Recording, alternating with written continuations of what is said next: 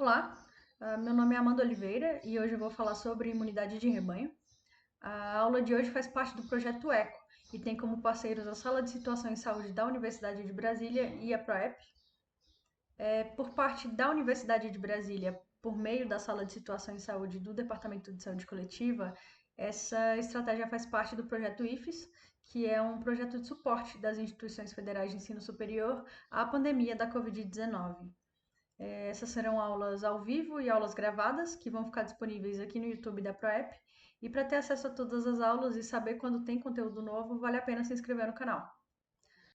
Então, o que é a imunidade de rebanho, ou efeito rebanho, imunidade coletiva? Esses são termos muito empregados quando a gente discute estratégias a serem aplicadas no controle de doenças imunopreveníveis, doenças que podem ser evitadas por meio da imunização da população. Como conceito, a imunidade de rebanho é a proteção indireta de indivíduos suscetíveis através da imunização de um percentual significativo da população, a fim de promover a queda do contágio e um controle de disseminação da doença. Então, é a gente reduzir o risco de que pessoas vulneráveis entrem em contato com o patógeno, como? Cercando essas pessoas de pessoas imunes. E de onde surgiu o termo? Por que imunidade de rebanho? Veio de um rebanho de ratos de laboratório. Em 1923, há cerca de 100 anos, esses dois pesquisadores britânicos, o Topley e o Wilson, pesquisavam infecções bacterianas em ratos. Eles observaram que a sobrevivência individual dependia de quantos ratos estavam imunizados. Quando uma bactéria se espalhava entre os animais, ela parava de circular e desaparecia antes mesmo de que todos fossem infectados. Ou seja, quando parte do rebanho estava imunizada, a disseminação da doença era controlada antes que todos os indivíduos fossem acometidos. Uns anos mais tarde, o mesmo fenômeno era observado nos casos de sarampo, por exemplo. Se percebia um pico no número de casos e uma queda. Um tempo depois, outro pico e uma nova queda. E não se sabia explicar o porquê que isso estava acontecendo. Até que lá para as décadas de 30, 40, começaram a relacionar com o que acontecia lá com os ratos. Começaram a perceber que quando você tem uma doença infecciosa, não quer dizer que todo mundo contrai ela. Lá, parte dos animais vulneráveis não chegava a pegar a doença e ela sumia mesmo assim. É o que dá para perceber nos casos de sarampo, que um grande número de pessoas, principalmente crianças, contraía a doença e se curava, até que chegava um ponto que uma pessoa doente só tinha contato com pessoas imunizadas, o vírus não conseguia mais circular naquela população. Mas acabava voltando. O que estava acontecendo ali? Tinha um ano com um pico no número de casos, aí a população contraía a doença, se curava, adquiria imunidade. No ano seguinte, população imunizada, não tem mais tanta criança vulnerável, o vírus continua sem circular. E é aí que nós vemos uma queda no número de casos. Mas um tempo depois, 1, 2, 3 anos, ali ainda era a década de 50, não tinha vacina. Já nasceram várias crianças que ainda não foram expostas e o número de vulneráveis cresce o suficiente para a doença voltar a circular. Então acontece tudo de novo. Um aumento no número de casos, população adquirindo imunidade, queda no número de casos. E repete. Isso aconteceu até 1968, quando tem a introdução da vacina para o sarampo e o número de casos começa a cair gradativamente. Ainda ocorrem alguns picos por N motivos. A efetividade da vacina monovalente para o sarampo gira em torno de 70%, o que não é alto. Ali, logo após a introdução da vacina, a cobertura vacinal também não é alta. Para uma doença como o sarampo, que essa cobertura tem que chegar a 95% da população para o controle da disseminação, a cobertura que ele era 60% está muito aquém do necessário. Então, é só depois da introdução da tríplice viral, a vacina para o sarampo, rubéola e cachumba, que os números chegam a quase zero. Para o controle continuado, eu mencionei a efetividade da vacina monovalente. A da tríplice gira em torno de 97, 98% para crianças abaixo de 5 anos, chegando a 99% se ministradas as duas doses recomendadas.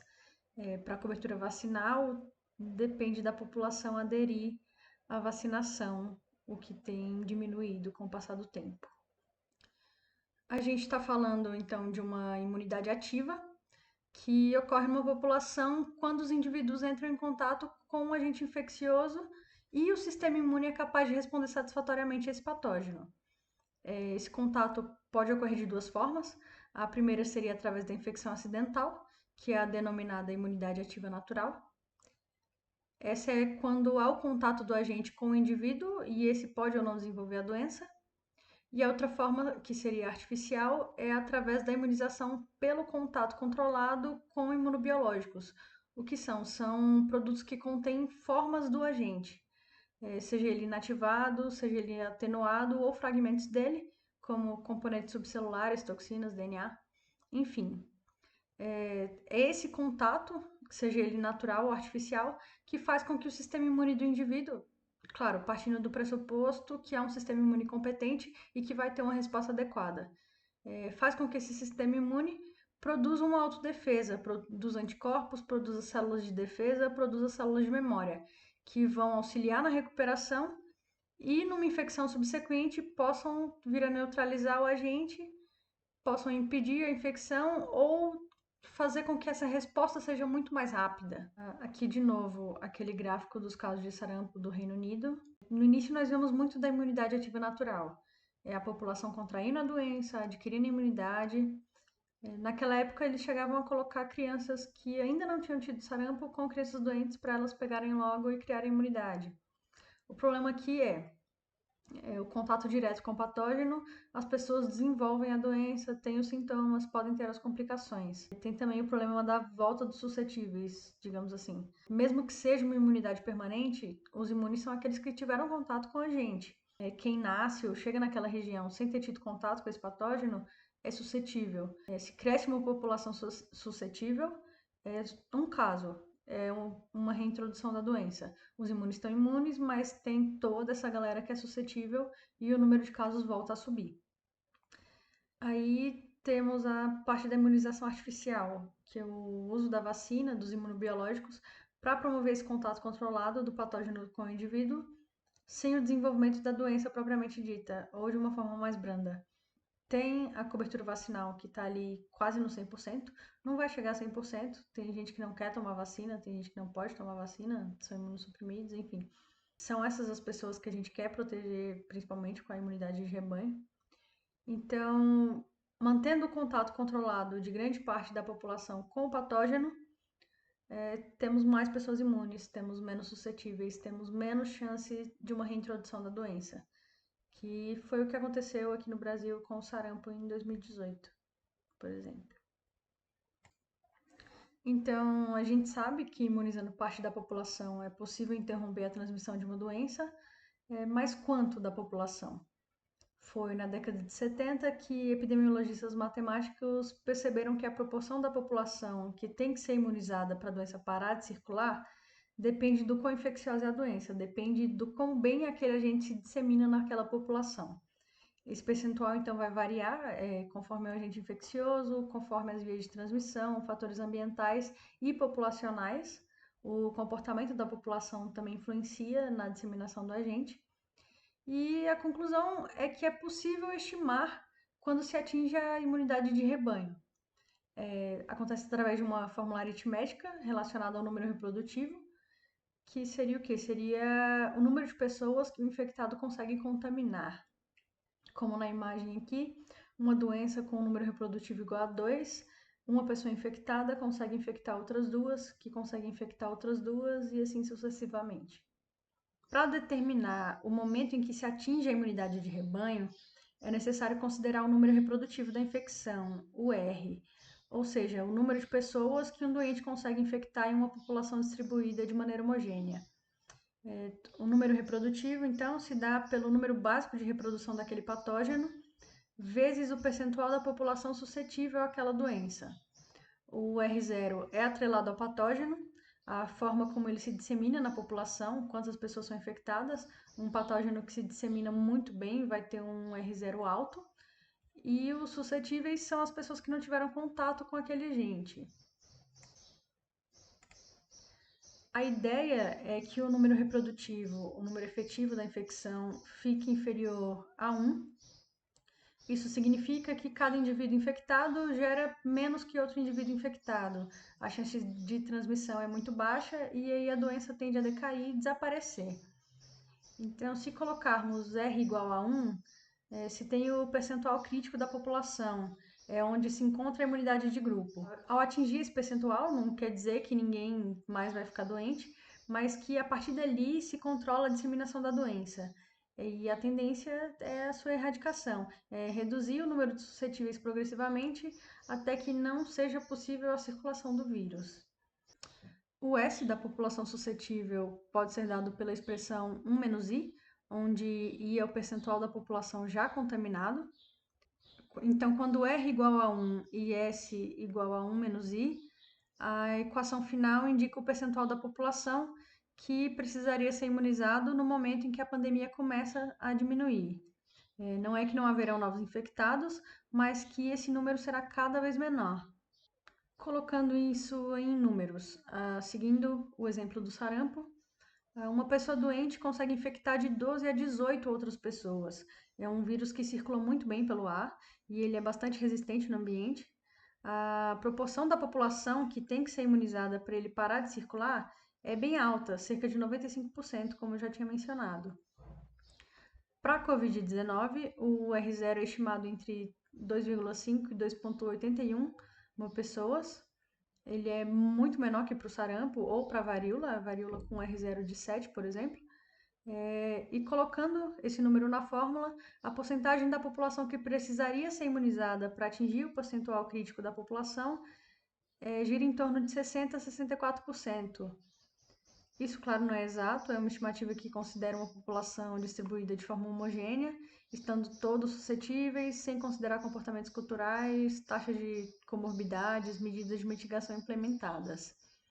Colocando isso em mais números ainda, considerando a circulação livre do vírus numa população homogênea sem medidas de controle, essa é uma estimativa para a população brasileira, que, segundo a estimativa do IBGE para 2019, o Brasil tem ou teria 212.081.455 habitantes. 64% dessa população, os que teriam que ser imunizados, são quase 136 milhões de infectados. No caso do SARS-CoV-2, cerca de 19% dos infectados necessitam de hospitalização. Aqui já são quase 26 milhões de pessoas que vão precisar de vaga para atendimento médico. Para a Covid-19, a letalidade gira em torno de 0,3, 1,3%, isso sem considerar os grupos de pessoas acima de 65 anos, indivíduos que podem apresentar alguma comorbidade e o fator de agravamento da doença. Para esses grupos, a taxa de letalidade vai a cerca de 3,3%. No Brasil, segundo os dados de acompanhamento da Covid, agora está em torno de 2,8%. Lá para setembro estava em 3%.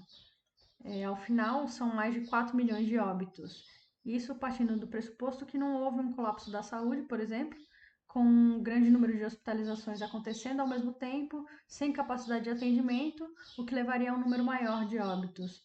É o que a gente tenta evitar com a implementação de medidas como o uso de máscaras, isolamento social, para diminuir a rapidez da disseminação do vírus e para conseguir atender os que precisam de hospitalização e também dar tempo para aqueles que contraíram a doença adquirirem imunidade. Então, o que levar em consideração? A imunidade coletiva fornece proteção indireta a indivíduos suscetíveis através de uma população suficientemente imunizada. Como eu mencionei, tem se levantado a ideia de chegar a esse fenômeno por meio da transmissão comunitária, seriam remover as barreiras implantadas e deixar o vírus circular para imunizar a população. Essa imunidade se baseia na suposição de que a pessoa sobreviva e se recupere e se torne imune.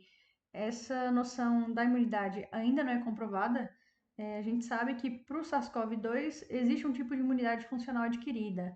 Imunoglobulinas IgM e IgG são detectadas em 1 ou 2 semanas após o início de sintomas na maioria dos indivíduos contaminados, e os pacientes convalescentes têm altos níveis de anticorpos neutralizantes. Mas ainda não se sabe quanto tempo qualquer imunidade pode durar. Além disso, alguns estudos revelam que 10 a 20% dos pacientes sintomáticos pode ter pouco ou nenhum anticorpo detectável. Considerando também as medidas de controle de disseminação, o uso de máscaras, distanciamento, fechamento da circulação, como a grande maioria da população ainda não exposta ao vírus, a circulação pode rapidamente retomar as dimensões iniciais da pandemia.